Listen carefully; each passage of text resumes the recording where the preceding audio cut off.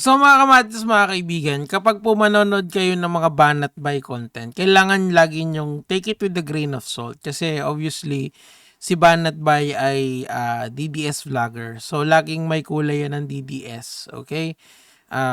You wouldn't expect transparency kay Banat Bay. Pero ang sinasabi ko lang kasi, we're living on important times. Kasi we're trying to fight back what the Chinese government or the CCP has taken from us. Okay, our rights to exclusively exploit the parts of the West Philippine Sea na napanalunan natin noong 2016 sa Hague Court. And you know, physically speaking, mas malapit sa atin yan eh. Dapat obvious na yan eh. Pero there are maritime laws kasi na medyo complicated. But then again, we've already won the Hague Tribunal. So, dapat sa atin na yan. Now, for the context of this video, mga kamatis, mga kaibigan, we will be listening to Banat Bay, listen to Baste Duterte. Pakinggan natin silang dalawa. Let's go.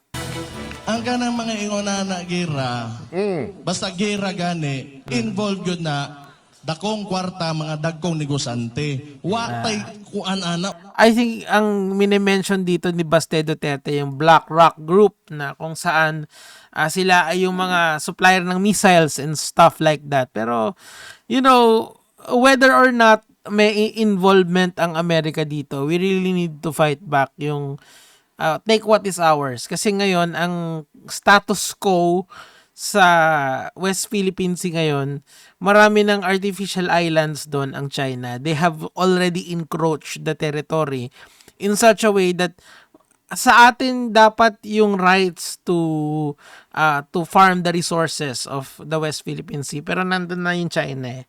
This is facts lahat ng sinasabi ko. You can double check this i-post nyo yung video ko tapos pumunta kayo sa Google. Panoorin nyo yung mga napakaraming experts na mas magagaling pa sa amin dalawa ni Banat Bay na mere vloggers on the matter. Tuloy natin. Watay benepisyo na ilaka ng dula mo ng gusto sila anak kay kwarta na.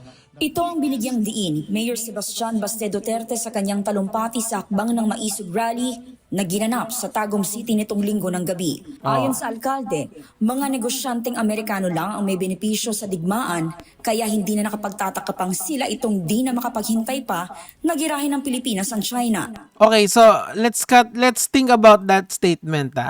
Ang makikinabang lang daw dito ay yung mga Amerikanong negosyante. Is that a fact or is that his opinion?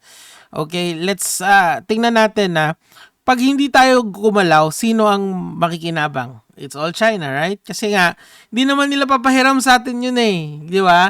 When you're defending the Chinese position, tandaan mo that you are de facto giving away your rights, your rights at the very least, yung EEZ na tinatawag or yung economic rights mo doon sa place na yon. Pagka hindi ka, yung inaction mo, yung hindi mo paggalaw, yung pag-maintain mo ng status quo. Gets? So, and now, we're trying to fight it back, and we're fighting it back through a very simple campaign, mga kamatis, mga kaibigan, and I will explain all of this para hindi kayo masyadong ma-mislead. Tuloy natin. The biggest ganang seller of armaments, weapons, Amerikano. Negosyo na ilaka. Propaganda na. Mo na pakita-kitaan mo unsay mga i-publish na nila sa social media para tanaw ninyo nga may kabaw mo sa tinuod lang. Okay. Alright. So, yung sinasabi ni Bastian, ito actually meron ng summary dito ang ABS-CBN. Baste Duterte dismisses West Philippine Sea as propaganda. Now, is it really propaganda? The answer is no, it's not propaganda, it's the truth. Actually, mga kamatis, mga kaibigan, we will dissect that yung sinabi niya dahil una muna pupunta muna tayo dito sa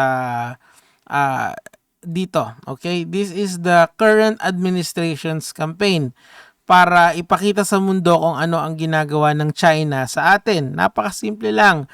Ito, pakinggan natin kung ano yung campaign. Maritime expert, China surprised by PH Transparency campaign. Anong ginagawa ni Pangulong Marcos? Oh, may journalist yan. Sumama kayo sa mga survey votes natin, sa Coast Guard natin. Tignan nyo kung anong nangyayari sa West Philippine Sea at ibalita nyo. It's simple as that. Probably not result in China abruptly changing course, although you've seen modifications to their behavior. For example, now they bring along their own cameras and they tell their own story. Kasi nagkakaroon na sila ng sarili nilang campaign. Now, ang China kasi marami silang mga educational hubs. You call this Confucius Library, something like that. Parang PR team nila sa bawat kanto ng mundo. I think meron sila sa Pilipinas, meron silang sa United States. It's to introduce Chinese culture dun sa country of host nila. Okay, so they are really trying to show the world that we are the good guys. They have one of the biggest economies dito sa ating mundo. It is only beneficial for them to befriend everyone. For them to be shut off sa mundo or bigyan ng sanctions just like what's happening sa Russia is detrimental para sa kanilang mamamayan, di ba? Kasi pag nawalan sila ng access sa mundo, they are the biggest economy. Ang dami nilang pinapakinabangan sa iba't ibang parts ng mundo. They would really suffer. So, yung campaign nila of having a good image is something na of utter importance to them. They are telling the world now na hindi kami yung bumabalik ko ng gentleman's agreement. Actually, yung Pilipinas yun. That is the narrative na binibenta ng China sa mundo. Pero that is not true. We all know that these are all lies. Paano natin alam? Because there are YouTube videos. Countless YouTube videos of China water cannoning our boats. Ayan, isa. This was 3 weeks ago.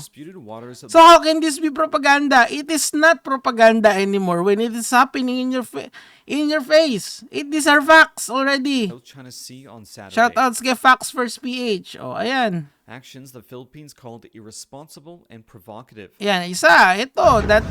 This is 1 month ago. This is 3 weeks ago. This is 1 month ago. Mga kamads, mga kaibigan, and it goes way back. This is 8 months ago. China is accused of using water cannon. Ayan. Di ba?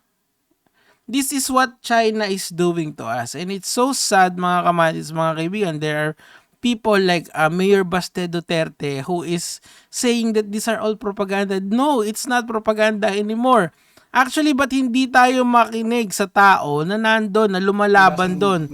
Eto si I forgot the name of this dude, pero ito yung pakinggan nyo ngayon kasi siya yung kung dati may mga frontliners, ito ang frontliner natin, si Commodore ba tawag ang rango mo? I'm so sorry sir, pero I'm listening to you all the time.